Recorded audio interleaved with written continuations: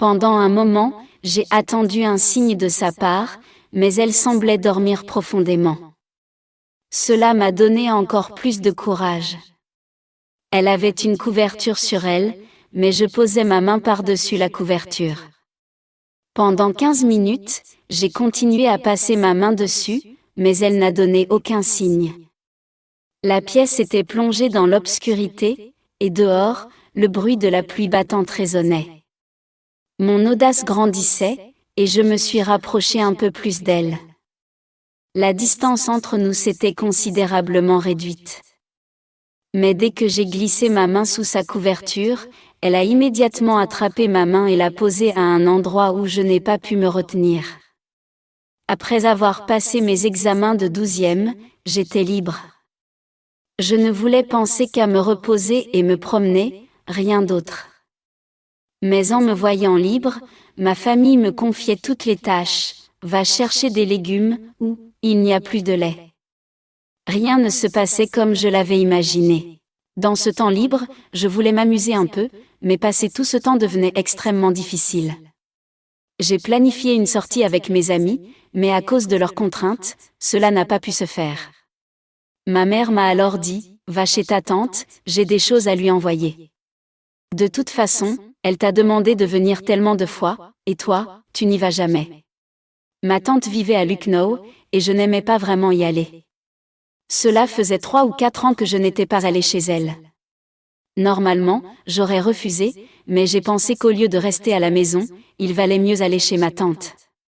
Cela me permettrait de passer le temps, sinon mes vacances seraient gâchées à ne rien faire. 2 jours plus tard, je suis partie pour chez elle. La maison de ma tante était dans un petit quartier de Lucknow. Elle a été ravie de me voir. Elle avait 2 enfants, une fille aînée et un garçon plus jeune. Les 2 étaient à l'école, et mon oncle n'était pas là. Ma tante m'a expliqué que son mari avait été muté dans une autre ville et ne revenait qu'1 fois par semaine. Après avoir mangé et bu, je suis montée sur la terrasse pour passer le temps. Il y avait un grand espace ouvert, avec 2 pièces d'un côté, l'une servait de débarras, et l'autre semblait utilisée occasionnellement pour dormir. Dans cette pièce, il y avait un petit lit avec des draps des 2 côtés. À un coin de la terrasse, il y avait une petite salle de bain qui semblait rarement utilisée. J'ai jeté un œil au quartier depuis les murs de la terrasse, mais rien d'intéressant n'a attiré mon attention. Je suis redescendue et j'ai discuté avec ma tante. Peu après, la porte d'entrée s'est ouverte, et une jolie fille au teint clair, vêtue d'un uniforme scolaire, est entrée. À sa manière d'arriver, j'ai compris que c'était la fille de ma tante. Si je l'avais vue ailleurs, je ne l'aurais peut-être pas reconnue, car elle avait complètement changé. Son teint était d'un blanc laiteux, son visage sans défaut, ses longs cheveux épais tressés en une natte. La chaleur du soleil avait rosé sa peau claire. Elle m'a salué respectueusement, et j'ai répondu poliment, mais elle n'a pas montré beaucoup d'intérêt et est partie dans une pièce pour se changer. Après avoir mangé, elle s'est plongée dans ses études. J'ai essayé de parler de ses cours avec elle, mais elle répondait avec indifférence, sans s'étendre davantage. Quand je lui ai demandé, elle m'a dit qu'elle était en classe de 9e et qu'elle avait des contrôles à l'école en ce moment. J'ai continué à discuter avec ma tante et son fils, mais mes pensées revenaient sans cesse vers elle. Plus elle m'ignorait, plus je cherchais des excuses pour m'approcher d'elle. Je n'avais aucune mauvaise intention, mais je la regardais et souhaitais qu'elle me parle. Elle, absorbée par ses études, faisait comme si je n'existais pas. La nuit, tout le monde dormait sur la terrasse.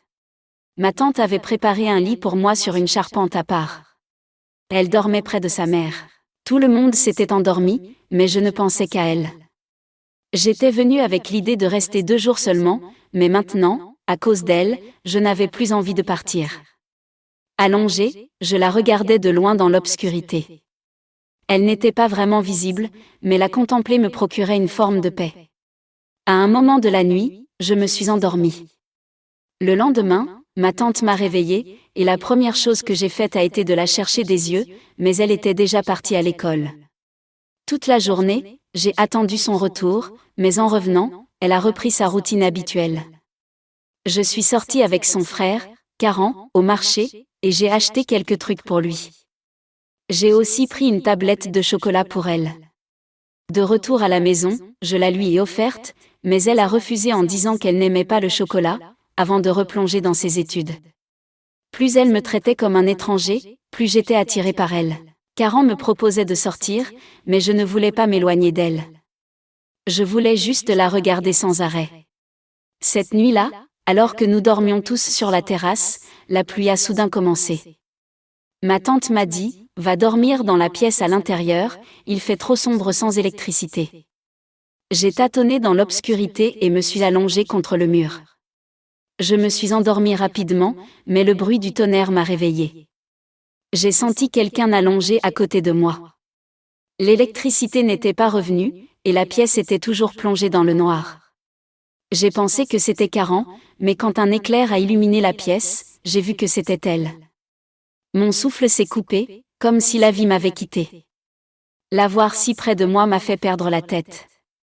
J'étais allongée sur le côté, face à elle, incapable de bouger de peur qu'elle ne se réveille.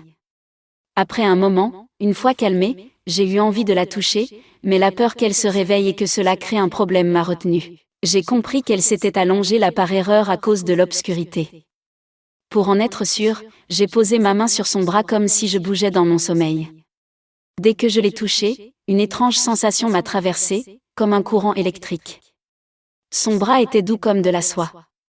Comme prévu, elle s'est réveillée, a repoussé ma main et s'est assise, me fixant dans le noir pour comprendre qui était à côté d'elle.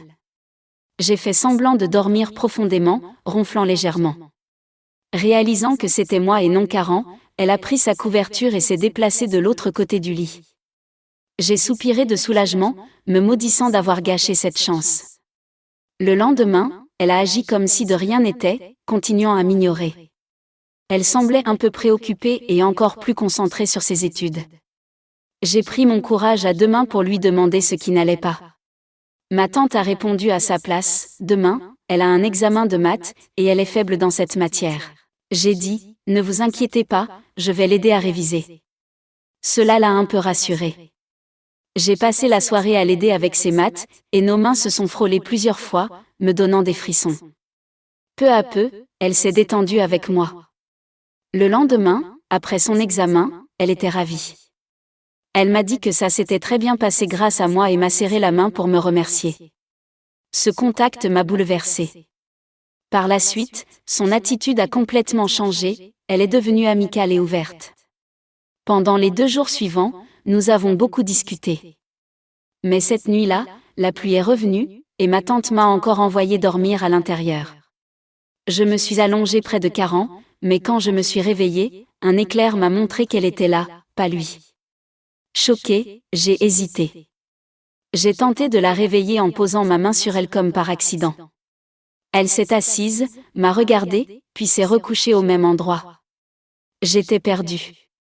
J'ai fini par poser ma main sur sa taille, et une sensation indescriptible m'a envahie. Pendant 15 minutes, je suis restée ainsi, caressant la couverture, mais elle ne réagissait pas encouragée par son silence, je me suis rapprochée encore plus. Mais dès que ma main a glissé sous la couverture, elle l'a saisie fermement. Mon cœur s'est arrêté, mais elle n'a rien dit. Elle a gardé ma main dans la sienne, s'est allongée plus près de moi et a murmuré à mon oreille, « Je vais dans le débarras d'un accent grave côté. Viens me rejoindre dans un moment. » Puis elle s'est levée et est sortie. J'étais abasourdie. Cette fille qui m'évitait me donnait maintenant rendez-vous en secret. La lumière n'était toujours pas revenue, et ma tante ronflait.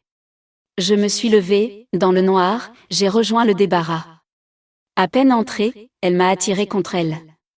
Elle m'attendait impatiemment près de la porte. Là, elle m'a avoué son amour. En 23 jours, nous étions tombés amoureux.